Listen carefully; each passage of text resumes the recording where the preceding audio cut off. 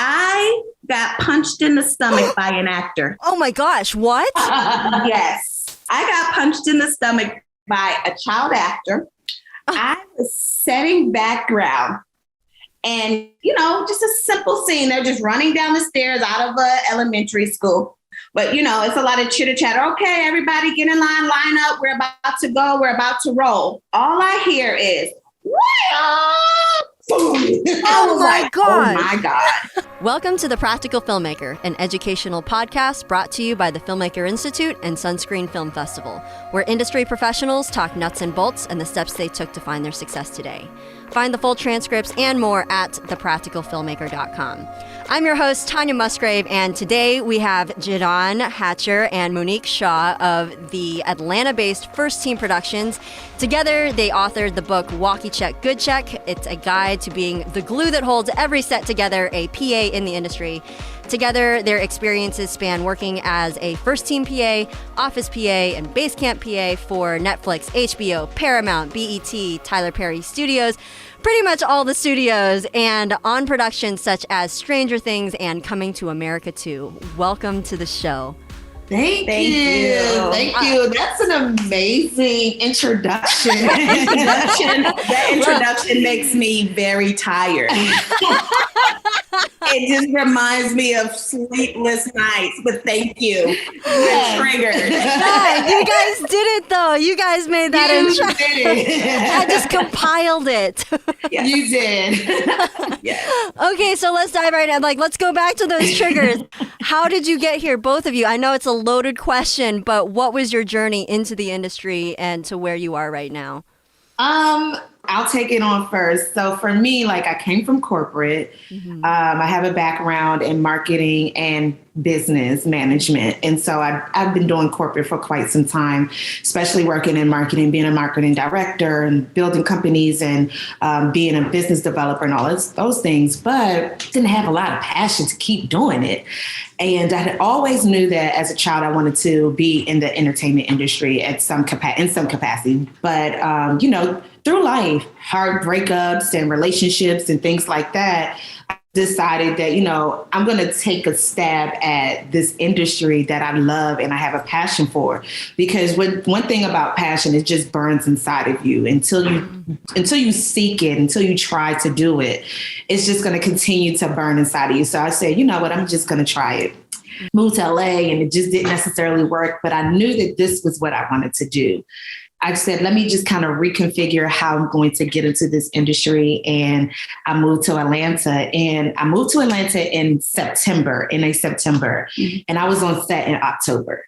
Whoa. And when I got on set, I said, this is what I'm supposed to do because I took the initiative. I prepared myself to make that move. And I knew that I needed to make that move here. And within a month, I was on set. So I knew that this was what I was supposed to do. And just continuing to educate myself and take classes and network, it kind of landed me on other sets. And I just kind of really just fell into the fold of working in the AD department and just really just working my way and navigating my way through this industry. Mm-hmm, mm-hmm. Beautiful. It feels like I was at that ride with you. Yes. and my journey is actually very similar. I started in marketing and communications also for Verizon Wireless and talking head videos and writing scripts for VPs. And it has to be inside of a box. And everybody's dream. Everybody's dream. Just 9 to 5 of robot Groundhog Day. And I mean, one day it was just enough was enough. I tried to incorporate a lot of my creative mind into the projects that I was doing in the corporate world, and it just wasn't sticking. So, one day I just packed a box and I came home and I said, hey, husband, I quit my job. And he said, hey, wife, my phone works. Why didn't you call me first? Those were not words. However, I know that these kids could be watching this video. So when I was 13 years old, I was directing Indiana Jones in my head. That movie, I knew scenes, I knew cuts, I knew the dialogue, I knew that stuff. So I went to the University of South Carolina for media arts, and I wanted to be a movie director. But I just went into the world of corporate, and it just pigeonholed me. And again, I am a very impulsive person, so I just jumped. And my first job, I begged just about anyone, please let me get a start. And my first start was Hunger Games. And I met Hunger Games. Like, your first job out the gate was Hunger Games. So let me just say this to any PAs that are watching. Do not think that when you come out and you're going to just jump onto Hunger Games. Okay. No. You got to back up. Sorry. Like, how did this happen? I asked a friend of a friend of a friend. And one day I was in Buckhead having a meeting with a guy who was, at this time, he was a UPM, a unit production manager. Didn't know what that was. I just, had a conversation with him, and he said, have you ever worked on a set before? And I pretty much gave him my whole life story of why you are going to make a great decision by hiring me. Hey, yes. And after that, girl, off to the races. Apparently, my gosh, the odds were in your favor.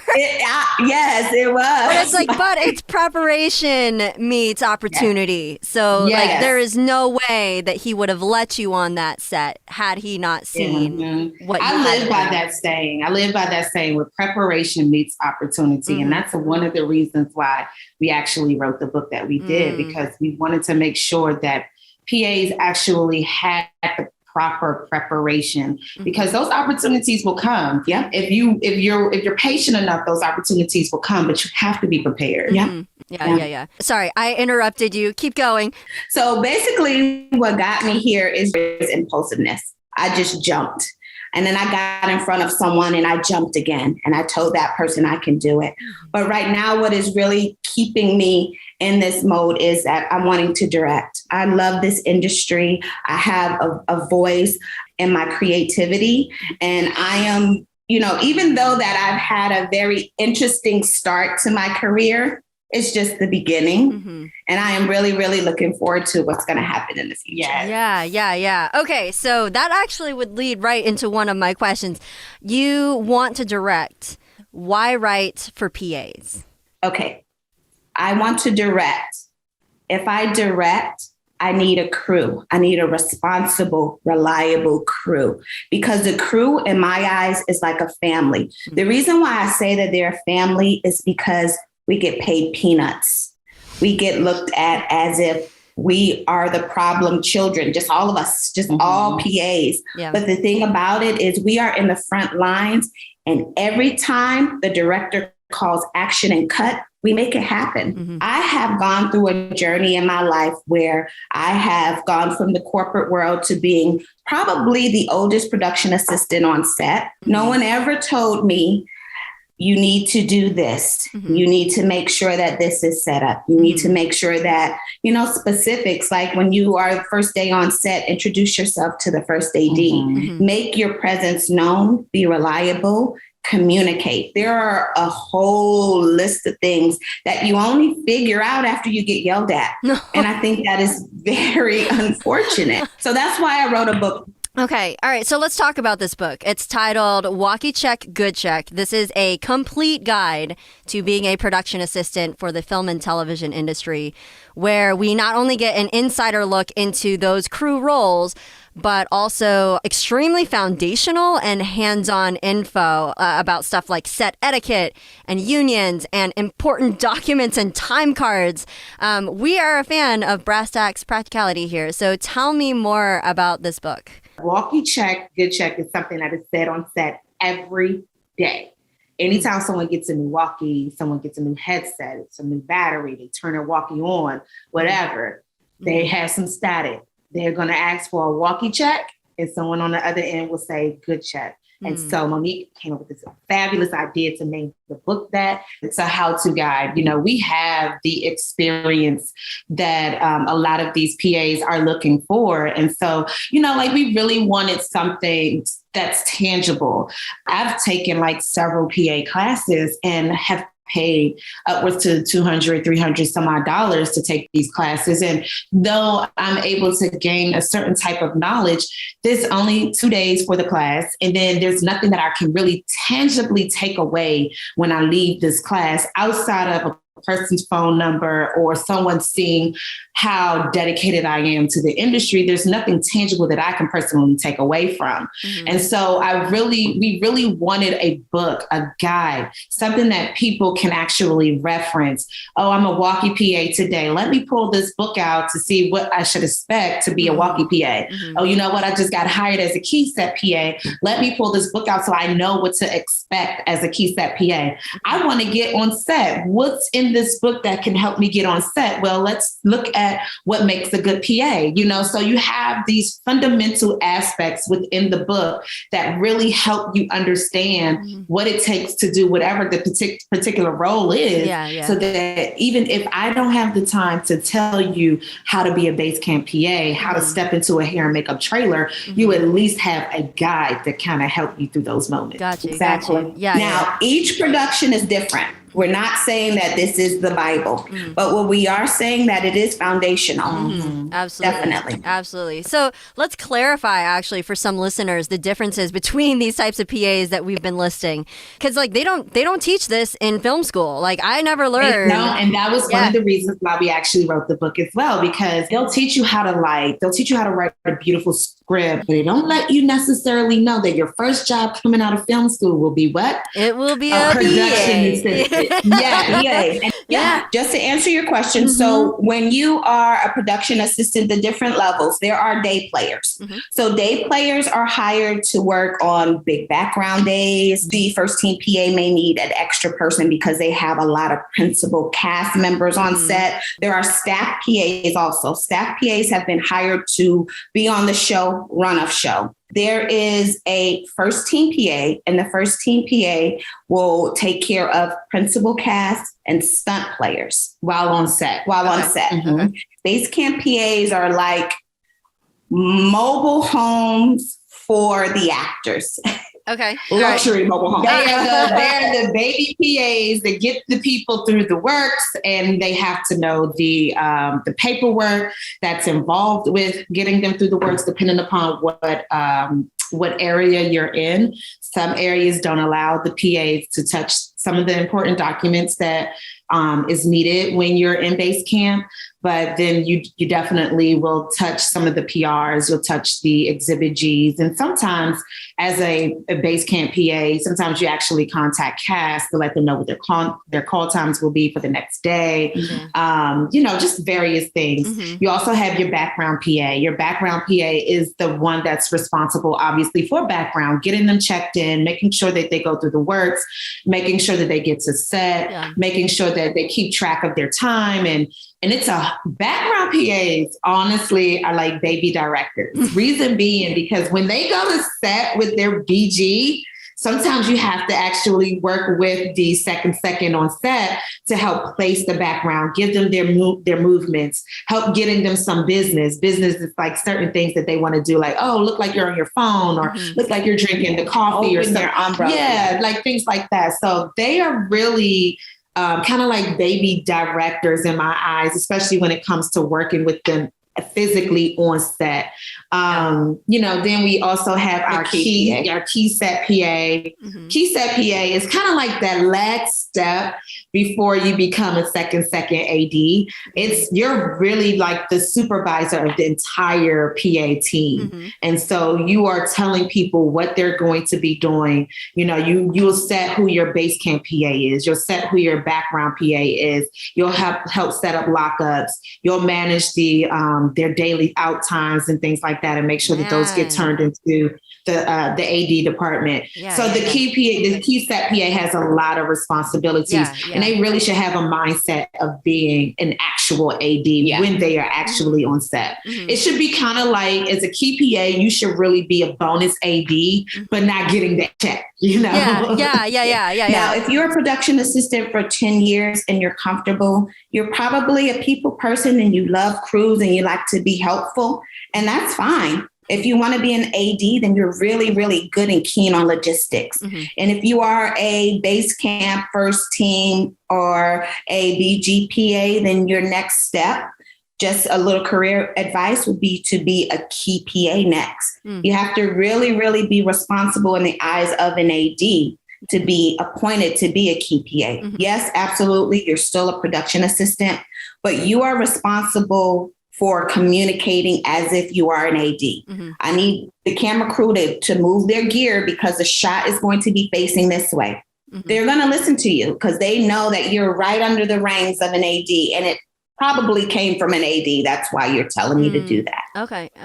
So let's expand on that particular, when you're saying like the people that would be good for these kinds of roles, like you find PA work for a variety of things. You know, it might be a film, it might be a TV show, maybe even commercial or shorts. Landing on a feature or an ongoing show, it seems like a solid goal. Like I know that it might come down to personal preference, but between the different sets, could you break down why someone would prefer one over the other?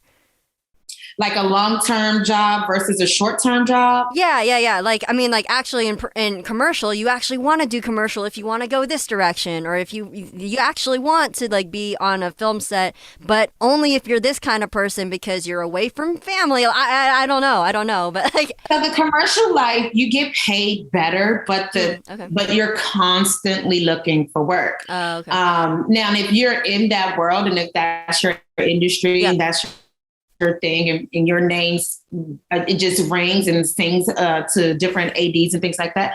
That's your thing. You can get a lot of money working in the commercial world, but you're only on a commercial for about a day or two.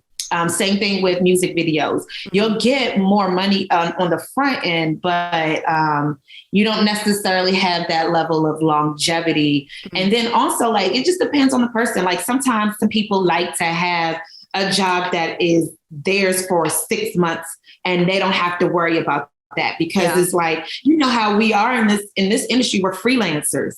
And so you're only hired for the job that you're on, and then you're hired for the next job that you get. You know what I mean? Yeah. And on a different angle, the difference between episodics and features is that episodics, which are TV series, they move fast.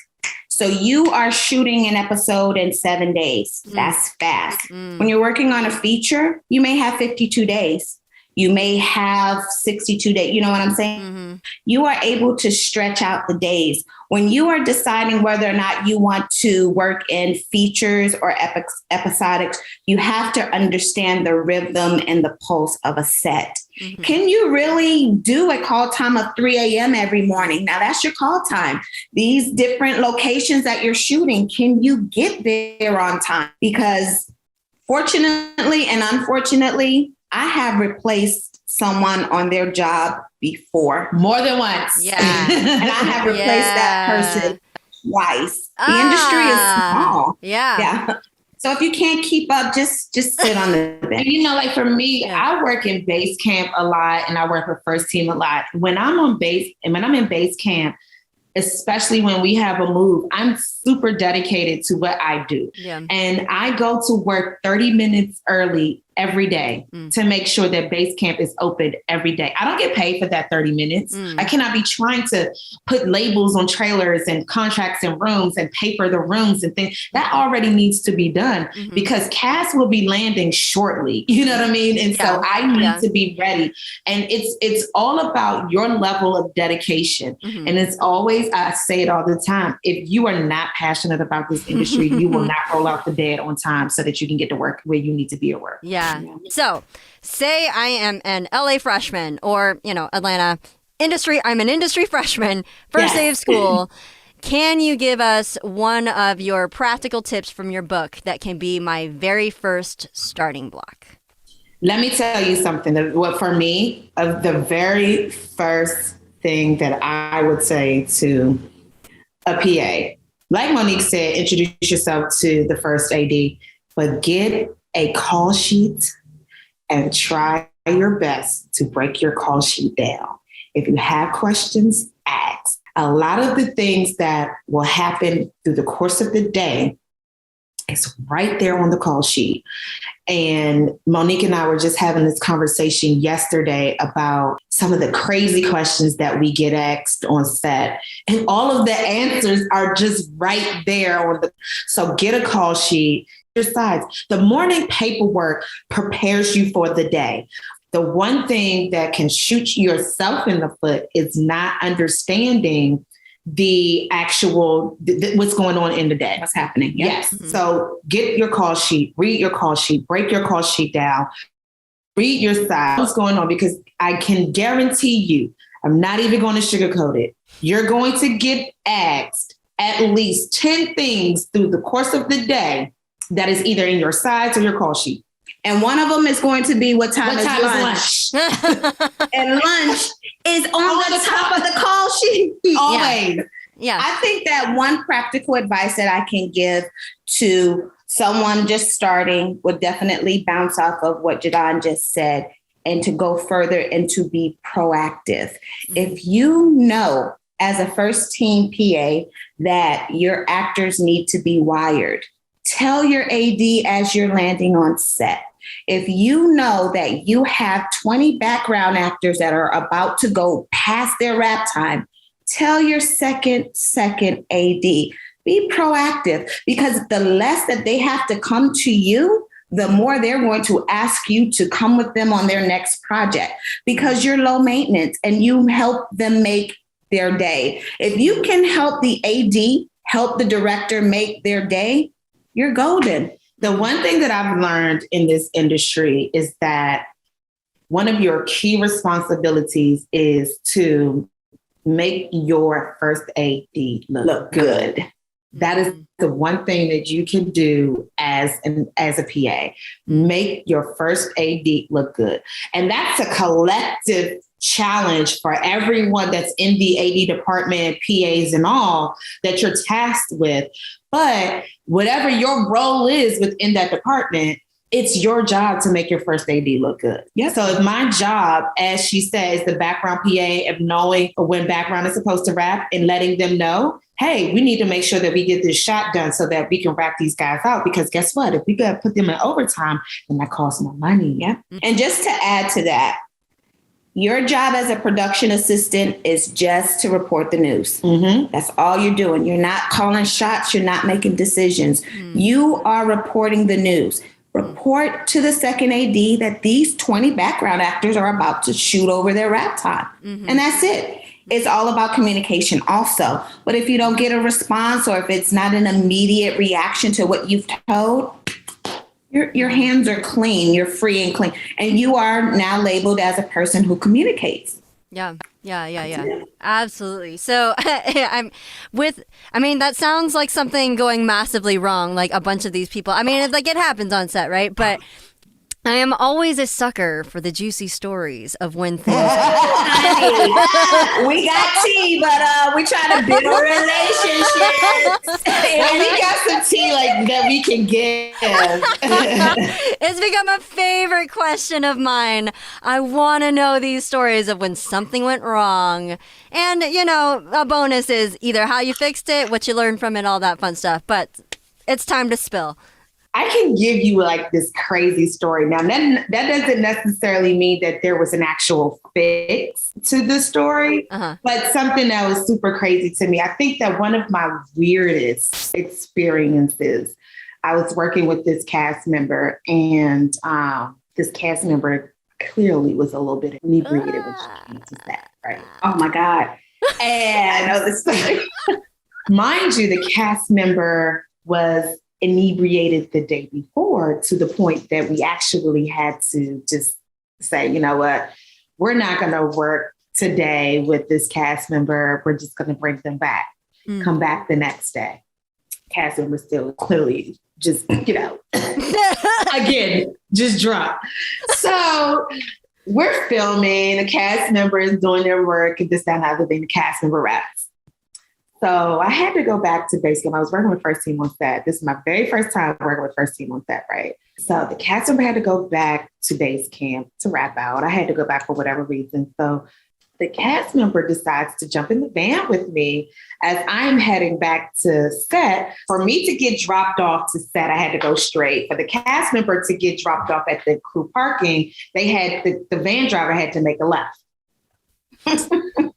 Mind you, we're like in Atlanta by this university. And so, it's traffic and stuff. So you got to make sure that you stop so that you can make the left turn. So the cast was like, you can just drop me off on the corner and I'll get out and walk across the street. The van driver was like, well, no, we can't do that because of our union. We just can't drop you on the street, Yeah.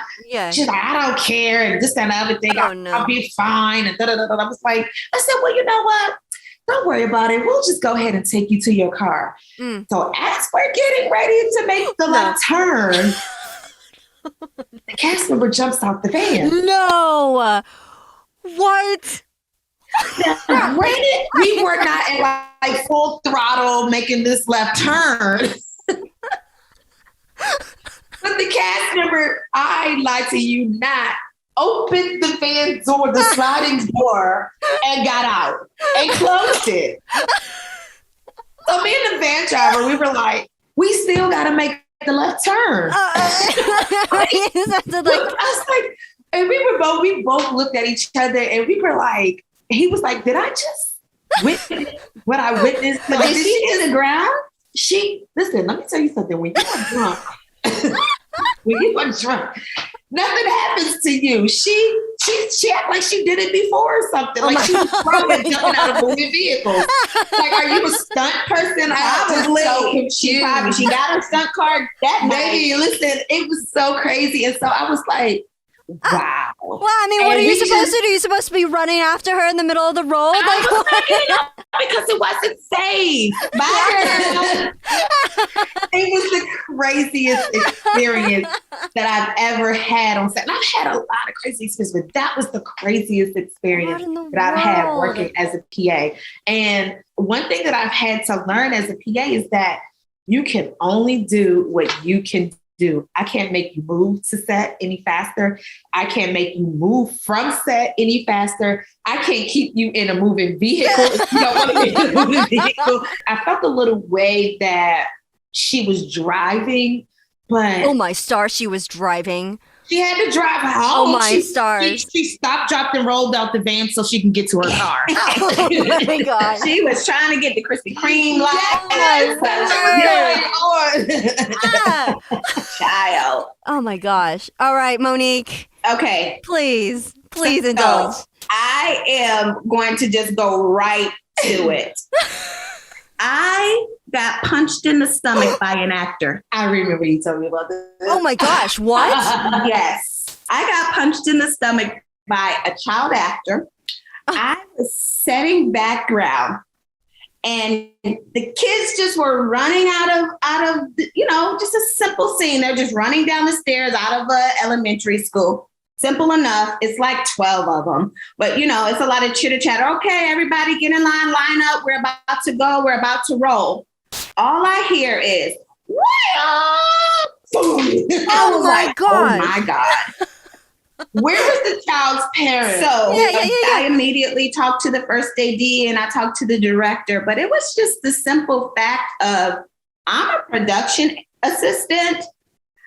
I already have some parameters that happen in my job environment that's not cool. And now I'm getting punched in the stomach by a kid. Yeah. I got some comments like, oh, he's just a kid. It didn't hurt. Bro, it's not acceptable. It's not. No. It's not professional. No, absolutely. And I actually, that leads me to another question because, okay, so I guess people are aware that there's no union for PAs. What happens if you get injured? Are you technically under their thing? What if is there workman's comp for people who are on PAs? You would have to handle it personally. And you would have to, because I literally just got news that one of the PAs that I was working with, I just found out that she actually got hit by a car while on set. Things happen. Friday.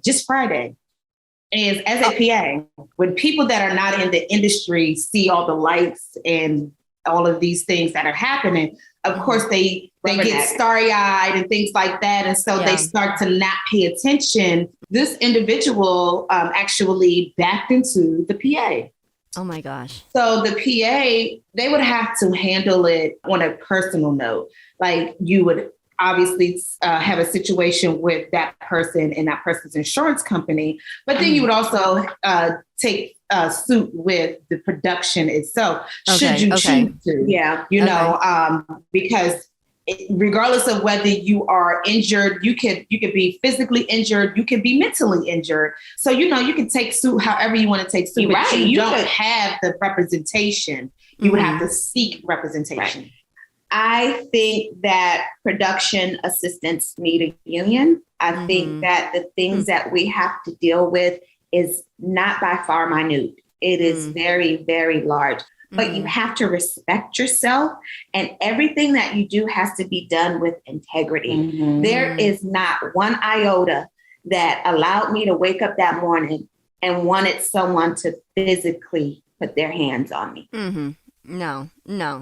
And, you know, that's kind of a culture that is hopefully on its way out with the almost strike, I guess, that happened, number one. But also, I mean, unfortunately, I know somebody who was on a certain set with a certain director, and he got socked in the face as well.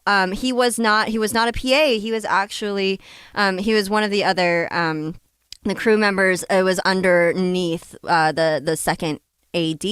And I was shocked because he did climb the ladder and he was just like, hey, this just happened. The second AD punched me in the face. So what do I do?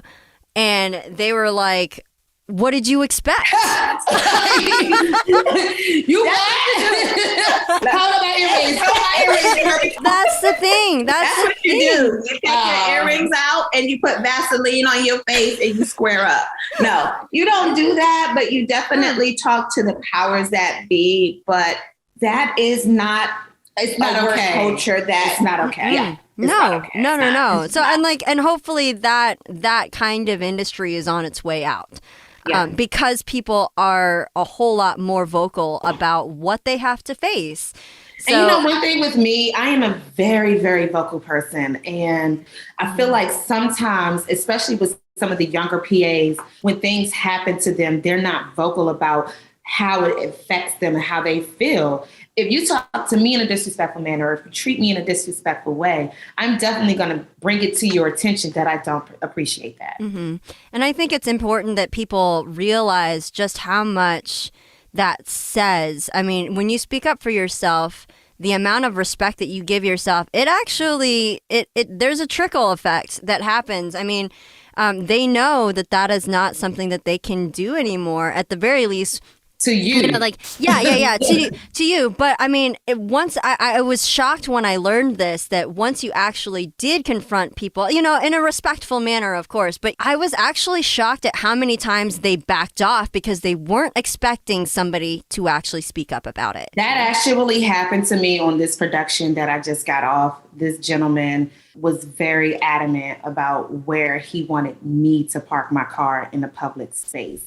He didn't want me to park my car by the truck where his working truck. And he started to play games and like left a note on my car. And then I took the note off and I put it back on his car. And he knew who I was because he had approached me about it before. He knew where I would be. And so instead of you putting a note on my car, you could have just easily had a conversation with me. So then the straw that broke the camel's back was that he pushed my side view mirror in.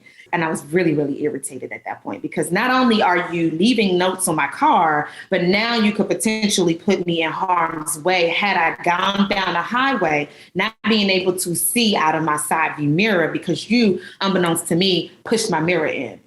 And so I actually stepped to the gentleman the next day and I said something to him about that. Because my thing is, I had to let him know, I'm not one of these young girls that you see walking around set that don't know my ass from my face. I said, if you had a problem with me parking there, then you could have had a conversation. Let's just have a dialogue. Let's not touch each other's property. Right. Let's keep the dialogue open. And keep in mind, if this is a working truck, then it belongs to the production and it's not your personal truck. And therefore you touch my personal car. You should have called me, girl. Oh, no, I didn't. Oh, listen. I went up one side his tail and down the other. And he had nothing to say. You know, and that's the one thing that I feel like us as PAs lack is our voice. We feel like we are supposed to take things and we do not. I was on set the other day and I told Monique, they treated those PAs so disrespectfully. They had those PAs working for almost 12 hours without a lunch break. What? Without a lunch break, over 11 hours. And in the AD department, no one in the AD department gets meal penalties. And not to mention, if there's a walking lunch or a French lunch, the PAs are actually making boxed lunches for the entire crew. Disrespectful. Yeah. Yeah, and that's not okay. And again, how you are gathering this is important as your work as a producer. In a way that you would run a set like that. Not on my set. Absolutely not. No. And I've worked on some sets, Tyler Perry in particular, where Mr. Perry does not go for people not eating. Even background. Like, he will stop production, and I've witnessed it. Oh, you didn't eat? Because he will recognize, well, why are you so lethargic? What's going on? Da, da, da, da, da. Oh, I haven't eaten. You haven't eaten? Why haven't you eaten? No one told me that I could go and take a lunch break. Let's stop production. Everyone needs to eat. Everyone. I don't care who you are. And that's the one thing that I can respect about that man and the way that he works. He treats everyone like family and he makes sure that you are taken care of. Well, yeah, I mean, and it's kind of like that, you know, that culture that we had been talking about of, you know, the straight up abusive nature that it can have. And this is an industry, this is a workplace, and you are able to actually speak up for yourself. There is such a thing as positive confrontation. It's not all bad. Like, it's communication. Exactly what you were saying before. You are allowed to communicate. Yeah. And then reach out to your production office. There are safety hotlines. There are hotlines in HR. There should be a hotline that is on your call sheet. There should be someone that you can contact anonymously. If you're working for a production company, a Netflix, a Paramount, they definitely have hotlines. As a production assistant, you can definitely face-to-face have those conversations. But if you don't feel confident and comfortable, there are anonymous ways, but abuse is not acceptable. And it doesn't matter if you reported someone on a set and you feel like, oh, I'll never get hired again. If it's justifiable that you should not be treated that way, then there shouldn't be any issue. If we continue to sweep these things under the rug, then they will continue to happen. So you want to be a producer, you want to be a director. What is your hope? What do you want to create? Oh, my goodness. So, like, I've always felt like I'm a messenger, and a message will always be follow your dreams, follow your goals, follow your passion, find what that is, and walk in that. You never know where it will lead you and who it will lead you to, but that's your duty as a human being to follow your passion.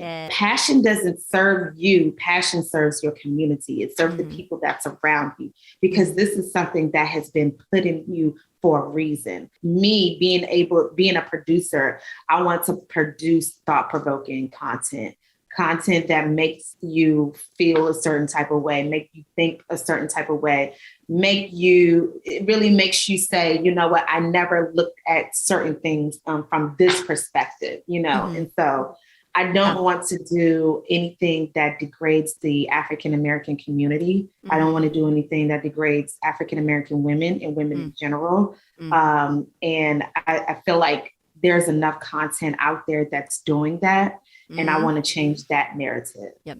Amazing. Monique? Me. Mine is a little bit more practical. I want to direct and I want to blow stuff up. She wants to spend I my want money. to flip cars. She wants to spend my I producer money, okay? Jumping out of helicopters. I am an action junkie. My mind is so active when I watch action movies. I can watch John Wick. I'm just like, wow, wow, wow. First of all, my mind is like, how do you write for that? And then after you write for that, how do you shoot that? So I want to direct action. My first action film was Indiana Jones, where he was, I think it's like The Last Crusade with his father and, you know, them riding around in that little passenger buggy. That kind of action was just the beginning for me. But now these movies have so much action in them. I don't know whether or not African-American directors actually do that. I'm not, you know, standing on a pedestal and saying that I want to be the first, but I am very, very interested in tapping my toe into that puddle. I want to be Michael Mann. I was going to say, like, they do now. I mean, like, you don't know if they do now. Look at you. I definitely want to direct action movies, but I want it to have substance and content, and I want it to be emotional. I definitely want to direct projects that I've never seen before. I am just a geek and a nerd about movies and television and this industry in itself. So. Well, we want to follow you. So how do people find and follow your work? This is your shameless plug. Well, first, we wanted to make sure that you guys out there understood that we actually have an amazing team of young ladies that work with us. The young ladies that have started with us as interns and lived and slept and bled the book just as much as we have. And we wanted to make sure that we, you know, gave them their just due and let them know that we really, really appreciate their work. And we really appreciate all the efforts that they put in for First Team Productions. First and foremost, we wanted to make sure that we gave Miss Brooklyn Bates an amazing shout out. Brooklyn. We also want to give a shout out to Imani Woodard, who is our assistant. She is extraordinaire. We forget everything, and we probably would have forgot this interview. Imani. Make sure you follow Imani at Tattered Exclusives. She's on IG. That's Tattered Exclusives. Brooklyn Bates is at Brooklyn Bates on IG. Is that her? And then another amazing young lady that works with us, her name is Whitney Lane. You can follow her at Whitney the Writer on IG as well. So that's how you can follow our team. And you can follow us at First Team Pros. And first is the number 1ST Pros on Instagram and Facebook. Our website, where you hopefully will be purchasing the book, is www.firstteampros.com. And First Team on the website is the word. Yes, the word first. Yes. Okay. Yes. All right. We will be linking all of those in our on our actual blog post on our website. So anybody who goes and listens to this on our website will have all of those lists of links listed below. So you don't have to worry about that. Last question that I always ask everybody: what question should I have asked you? What question should you have asked us?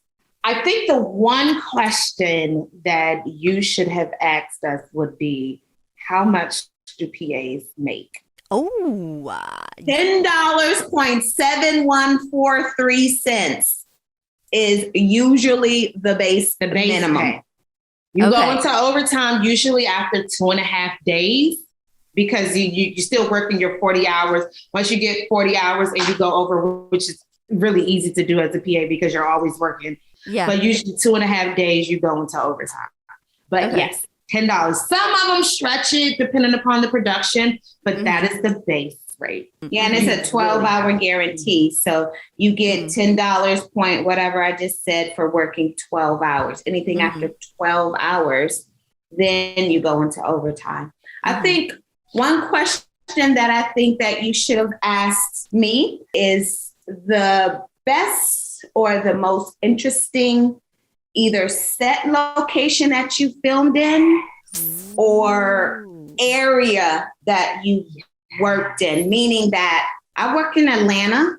So Atlanta's very southern, but when I worked in LA, oh my God, every time you turn, base camp was sitting on top of a hill with just rolling like roses here, and just you could see the skyline and the city lights. And at night, 3:00 in the morning, it's just still beautiful because you're like in downtown LA. I love LA. So I think location will really put in the production of the PA's minds. You know, yeah, you get paid peanuts, and yes, some days are really, really rough. But when the lights go up, that's what you're there for. Yeah. I just got off of production, and we were working in this beautiful area, and it's southern, so it was cotton fields galore, like just amazing. Yeah, and it was really powerful and meaningful to work in this area because you know that your ancestors, and I have ancestry down here in the Georgia area, so you know that your ancestors were here picking this beautiful crop, and this beautiful crop had such a meaning, a story, such a story, And so just being able to film in some amazing places is always like. I've worked on the Underground Railroad, and with that show with Barry Jenkins, the way that his cinematography is just so beautiful. So my call times were always 3 a.m. But when he called action, I was in front of a monitor and I was looking at everything. Just beautiful. She's supposed to be in front of the monitor. I got my first scene. You are not supposed to be. You're supposed to be somewhere. Once the cast is on set, honey, you're supposed to be somewhere. Lock it up. You over here look like you were directed. First scene doesn't lock up, sweet pea. First scene doesn't lock up. Don't listen to Monique, okay, guys? Don't do that, y'all. Don't do that. Don't listen to me. Oh my gosh. Yes, but listen to her. Listen to both of them. You guys, thank you so much for being on the show. You guys have dropped a wealth of information. And also in your book, please check it out. It is an amazing book full of all of the practical things that you need to know. Walkie Check, Good Check. Walkie Check, Good Check. If you enjoyed this interview, follow us right here and on Instagram, ask us questions, and check out more episodes at thepracticalfilmmaker.com. Be well and God bless. We'll see you next time on The Practical Filmmaker.